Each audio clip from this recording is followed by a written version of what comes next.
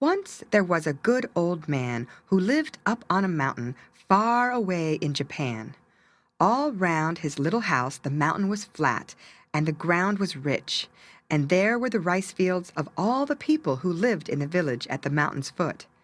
Mornings and evenings the old man and his little grandson who lived with him used to look far down on the people at work in the village, and watch the blue sea which lay all round the land so close that there was no room for fields below, only for houses. The little boy loved the rice fields dearly, for he knew that all the good food for all the people came from them, and he often helped his grandfather to watch over them. One day the grandfather was standing alone before his house, looking far down at the people and out at the sea, when suddenly he saw something very strange off where the sea and sky meet. Something like a great cloud was rising there, as if the sea were lifting itself high into the sky. The old man put his hands to his eyes and looked again, hard as his old sight could. Then he turned and ran to the house. "Yon, Yon," he cried, "bring a brand from the hearth." The little grandson could not imagine what his grandfather wanted with fire, but he always obeyed, so he ran quickly and brought the brand. The old man already had one and was running for the rice fields. Yon ran after.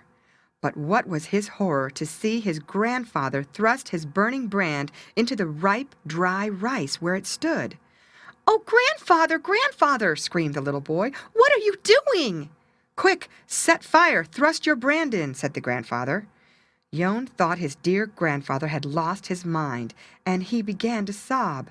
But a little Japanese boy always obeys, so though he sobbed, he thrust his torch in, and the sharp flame ran up the dry stalks, red and yellow. In an instant the field was ablaze, and thick black smoke began to pour up on the mountainside.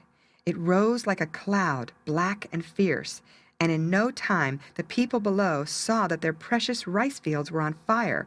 Ah, how they ran! Men, women, and children climbed the mountain, running as fast as they could to save the rice. Not one soul stayed behind.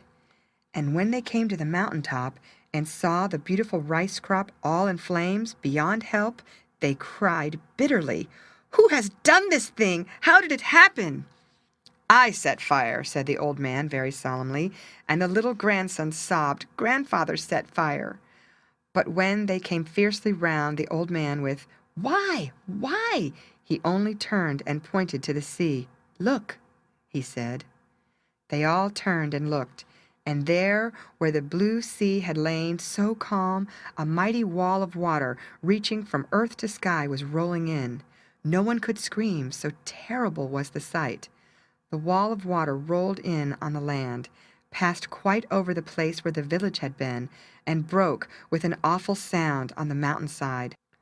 One wave more, and still one more came, and then all was water, as far as they could look below. The village where they had been was under the sea. But the people were all safe, and when they saw what the old man had done, they honored him above all men for the quick wit which had saved them all from the tidal wave. The end.